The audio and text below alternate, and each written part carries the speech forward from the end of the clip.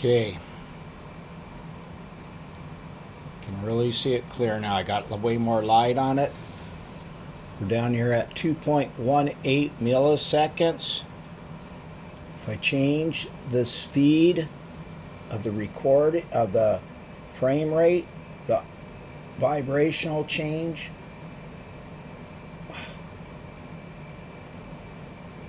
here's 239.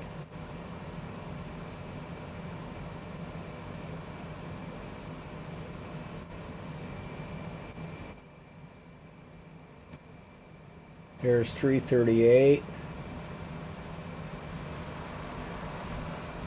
You know, and it starts becoming more of a blur because I think it's holding a longer frame rate so you don't see it as much. Let's go way down.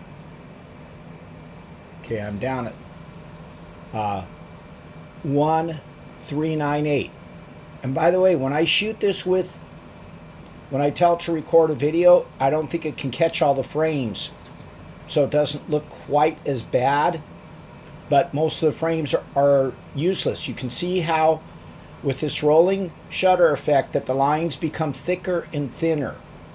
This is a classical rolling shutter out of sync with something else. Now I'm going to go over there and try and hook up these C-clamp vice grips without the phone falling over.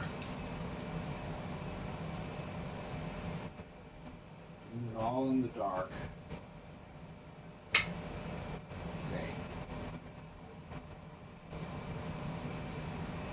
Get far away so I'm not causing no vibration in the floor. And that's with about, you know, a regular good set of clamping vice grips hanging off it.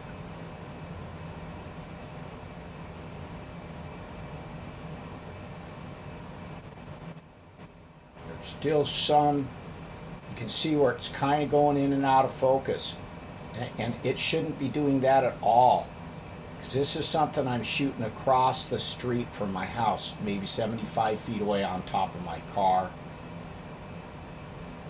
I mean, I guess maybe there's a little wind, but there's none. The leaves aren't moving on the tree or anything. Okay, I'm going to go over there and detach this. Yeah, we'll see what happens. It's detached. I'm far away again.